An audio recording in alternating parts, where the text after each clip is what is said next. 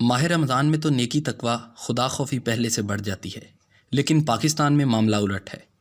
شیطان صفت انسانوں کو کھلی چھٹی ملی ہوئی ہے کہ جس قدر چاہیں جھوٹ بولیں، بہتان باندھیں، عوام کو دھوکہ اور فریب دیں، اور خاص طور پر جماعت احمدیہ کے خلاف نہایت ظالمانہ جھوٹا پروپیگنڈا کرتے ہوئے ان کی زبانیں کھلتی چلی جاتی ہیں۔ ایسے ہی ایک دانشور کہلانے والے اینکر جناب صابر شاکر صاحب نے اپنے ایک پروگرام میں کہا، اپنے مخبر ہیں چناب نگر جو ان کا شہر ہے ربوہ، اور ایک دو مربی، ان سے میں نے پوچھا کہ یہ کیا معاملہ ہے، تو پتہ چلا کہ جو پاکستان کا چیپٹر ہے قادیانیوں کا، وہ یہ بات اب ماننے کے لیے تیار ہے کہ جناب ٹھیک ہے، ہم اپنے آپ کو اقلیت مانتے ہیں۔ ہم اس کا جواب اس کے سوا کیا دے سکتے ہیں کہ لعنت اللہ علی الکاذبین، کہ جھوٹ بولنے والے پر اللہ کی لعنت ہو۔ کہتے ہیں کہ نعوذ باللہ من ذالک پاکستان کے احمدی اپنے آپ کو اقلیت ماننے پر تیار ہیں۔ صابر صاحب یاد رکھیں کہ پاکستان کا ہر احمدی اپنی گردن تو کٹوا سکتا ہے مگر لا الہ الا اللہ کا انکار نہیں کر سکتا۔ پاکستان کا ہر احمدی اپنی جان دے سکتا ہے مگر محمد رسول اللہ صلی اللہ علیہ وسلم کہنے سے باز آنے والا نہیں۔ پاکستان کا ہر احمدی اپنا سب کچھ قربان کر سکتا ہے پر اسلام کو نہیں چھوڑ سکتا۔ اسلام تو ہماری رگوں میں دوڑ رہا ہے، ہم اسلام کی خاطر 100 سال سے قربانیاں دے رہے ہیں، اور آج بھی کلمہ لا الہ الا اللہ محمد رسول اللہ اور قرآن کریم پڑھنے کے جرم میں ہمارے بچے، ہمارے نوجوان، ہمارے بزرگ پاکستان کی جیلوں میں ہیں۔ جماعت احمدیہ تو اس امام مہدی اور مسیح موعود علیہ السلام کو مانتی ہے جس کو آج اللہ تعالیٰ نے ساری دنیا میں اسلام کی سربلندی کی خاطر بھیجا ہے۔ ہم خلافت کے سائے میں ساری دنیا میں اسلام کا پرچم بلند کر رہے ہیں۔ پھر وہ فرماتے ہیں، اور ہم سسٹم کا حصہ بنتے ہیں کیونکہ ہمیں اور تو کوئی تکلیف ہے نہیں۔ کون سا سسٹم؟ ذرا اس کی بھی وضاحت کرتے ہیں۔ کیا ہم ان مولویوں کے دین میں آ جائیں جو دین کے ٹھیکیدار ہیں؟ کیا ہم ان دیوبندیوں میں شامل ہو جائیں جن کو بریلوی کافر کہتے ہیں؟ کیا ہم ان بریلویوں میں شامل ہو جائیں جن کو دیوبندی کافر کہتے ہیں؟ یا کیا ہم ان سنیوں اور شیعوں میں مل جائیں جو ایک دوسرے کو کافر کہتے ہیں؟ یا پھر ہم ان مولویوں کے ساتھ مل جائیں جو دین کا کاروبار کرتے ہیں اور ریاکاری اور بدکاری میں مبتلا ہیں؟ کیا ہم اس سسٹم کا حصہ بنیں جو دن رات جھوٹ، رشوت، کرپشن کی لعنت میں گرفتار ہے؟ جناب صابر شاکر صاحب، آپ ہمیں پاکستان کے سسٹم کا کوئی ایک ادارہ بتا دیں، کوئی ایک مارکیٹ بتا دیں جو سچے مسلمانوں کی ہو، جہاں نہ جھوٹ ہو، نہ کرپشن ہو، نہ رشوت ہو۔ ہمیں کسی عدالت کے کسی ایک کیس کا نام بتا دیں جہاں کے تمام گواہ اور مدعیان سچے ہوں۔ یاد رہے، جھوٹ نجس ہے، جھوٹ لعنت ہے، جھوٹ مخفی شرک ہے، جھوٹ ہر گناہ کی جڑ ہے۔ پھر ہم پاگل تو نہیں کہ اپنے خوبصورت ماحول کو چھوڑ کر آپ کے بدبودار سسٹم میں داخل ہو جائیں۔ آج اسی نام نہاد سسٹم نے ہمارے پاکستان پر قبضہ کیا ہوا ہے۔ پاکستان بنانے والے احمدی ہیں، اور آج بھی پاکستان کی بقا احمدیوں سے ہے کیونکہ احمدی ہی سچے محب وطن ہے۔ آپ نے ربوہ کا ذکر کیا کہ گویا وہاں کی جماعت چاہتی ہے کہ جماعت کے سسٹم کو چھوڑ کر آپ کے جاہلانہ سسٹم میں داخل ہو جائیں۔ جناب صابر شاکر صاحب، اگر آپ کو ربوہ آنے کا اتفاق ہوتا تو آپ ہرگز یہ نہ کہتے۔ ربوہ آنے والا ہر غیر احمدی یہ اقرار کرنے پر مجبور ہو جاتا ہے کہ اگر کہیں اسلام نظر آتا ہے تو یہی جگہ ہے، اگر کہیں انسان بستے ہیں، اگر کہیں مومن رہتے ہیں تو یہی جگہ ہے، اگر کہیں امن و سلامتی ہے تو یہی جگہ ہے۔ ہم تمام انصاف پسند پاکستانیوں سے بھی اپیل کرتے ہیں کہ وہ ربوہ آ کر ہمارے سسٹم کو ایک بار ضرور دیکھ لیں، پھر دیکھیں کہ یہ نام نہاد اینکر پرسن اور مولوی کس قدر جھوٹ بولتے ہیں۔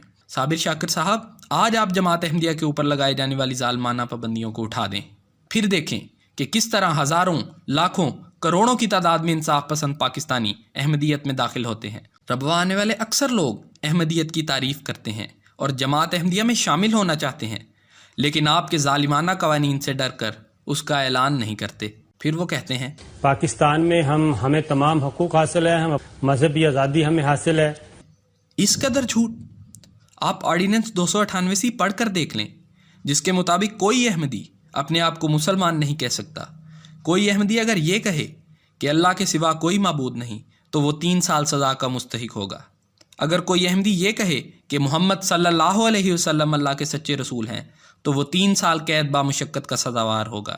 حتیٰ کہ السلام علیکم، الحمدللہ، سبحان اللہ کہنے پر وہ مجرم ٹھہرے گا اور سیدھا جیل میں جائے گا، جہاں اس کو قاتلوں، ڈاکوؤں اور زانیوں کے ساتھ رکھا جائے گا۔ کوئی احمدی اذان نہیں دے سکتا، مسجد نہیں بنا سکتا، اپنے آپ کو اشارتاً یا کنایتاً بھی مسلمان نہیں ظاہر کر سکتا۔ دن رات جماعت کے خلاف جھوٹا پروپیگنڈا کیا جا رہا ہے، اشتہار، فولڈرز، کتابیں شائع ہو رہی ہیں، مگر جماعت کو اپنے دفاع میں ایک صفحہ لکھنے کی اجازت نہیں۔ کیا اس کو آپ مذہبی آزادی کہتے ہیں؟ کیا آپ کے دل میں ذرہ بھر بھی خدا خوفی نہیں؟ کیا آپ نے کبھی مر کر خدا کے حضور حاضر نہیں ہونا؟ اور کیا آپ قیامت کے روز بھی خدا کو اسی طرح کھلم کھلا جھوٹ بول کر فریب دے سکیں گے؟ پھر اس سے بڑھ کر جناب صابر شاکر صاحب نے یہ کالا جھوٹ بولا۔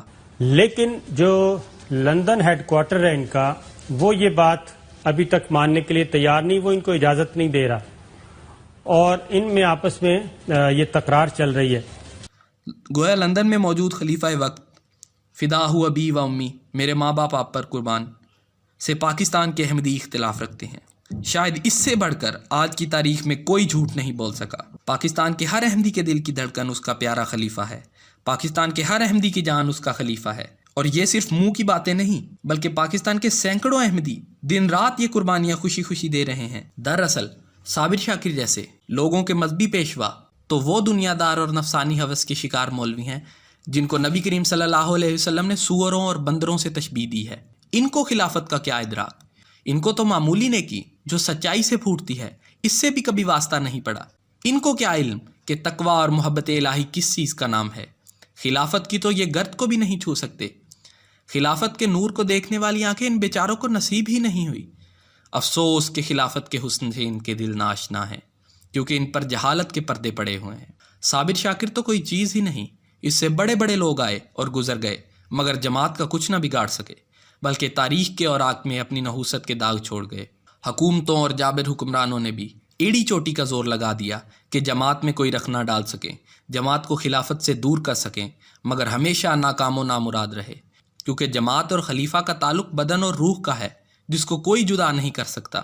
صابر شاکر صاحب کے دل میں اگر ذرہ بھر بھی حیا ہے، اگر ذرہ بھر بھی شرم ہے، اگر ذرہ بھر بھی خدا خوفی ہے، تو صحافت کا یہ بنیادی تقاضا ہے کہ جس کمیونٹی کے بارے میں ایسے تبصرے کریں تو اس کے ترجمان کو بھی اپنے پروگرام میں بلائیں۔ اور پیمرا کے قوانین کی شق 22 کے جز نمبر 3 میں بھی لکھا ہے کہ اس بات کو یقینی بنایا جائے کہ جس فرد یا ادارے کے خلاف الزام عائد کیا گیا ہے اسے اپنے دفاع کے لیے جواب دینے کا معقول موقع فراہم کیا جائے۔ پس انہیں چاہیے کہ جماعت احمدیہ پاکستان کے ترجمان مکرم جناب سلیم الدین صاحب کو اپنے لائیو پروگرام میں بلا کر یہ ساری باتیں ان کے سامنے بھی رکھیں اور ان کی رائے بھی لیں کہ وہ کیا کہتے ہیں، ورنہ اس سے بڑھ کر ہم کیا کہہ سکتے ہیں کہ شرم تم کو مگر نہیں آتی۔ اسی پروگرام میں بیٹھے دوسرے صحافی چودھری غلام حسین صاحب نے اس جھوٹے بیان سے کنارہ کرنے کی کوشش کی مگر یہ سفید جھوٹ بول گئے۔ موقع پہ کہ ہم مسلمان ہیں اور باقی 1 ارب اتنے جو ہیں وہ مسلمان نہیں ہیں۔ نامعلوم کیوں ساری قوم کے سر پر کافر کہنے کا شوق سوار ہے۔ جماعت احمدیہ تو ہر مسلمان کہلانے والے کو مسلمان کہتی ہے، اسی لیے ہم میں غیر احمدی مسلمان کی اصطلاح رائج ہے۔ دوسرا انہوں نے یہ کہا کہ یہ حضرت محمد صلی اللہ علیہ وسلم خاتم النبیین ہیں، آخری نبی ہے، نہ ان کے بعد کوئی نبی آنا ہے، نہ آ سکتا، نہ آئے گا۔ جماعت احمدیہ بھی نبی کریم صلی اللہ علیہ وسلم کو خاتم النبیین اور آخری صاحب شریعت نبی مانتی ہے، اور آپ صلی اللہ علیہ وسلم پر دن رات درود و سلام بھیجتی ہے اور ساری دنیا میں آپ کے اسلام کو پھیلا رہی ہے۔ لیکن ہمارا سوال ان سے یہ ہے کہ جب عیسیٰ علیہ السلام امت میں تشریف لائیں گے تو نبی کی حیثیت سے آئیں گے یا غیر نبی کی حیثیت سے؟ بالفرض آج وہ تشریف لے آئیں تو صابر صاحب اور غلام حسین صاحب ٹی وی پروگرام میں کیا کہیں گے؟ کیا یہ کہیں گے کہ اللہ کے نبی مسیح موعود علیہ السلام نے آج یہ خطاب کیا، آج یہ نصیحت کی، یا یہ کہیں گے کہ مسیح موعود تو تشریف لے آئے لیکن اللہ نے ان سے نبوت واپس چھین لی، کیونکہ اب تو کوئی نبی آ ہی نہیں سکتا؟ براہ کرم اس کا جواب بھی عنایت فرمائیں۔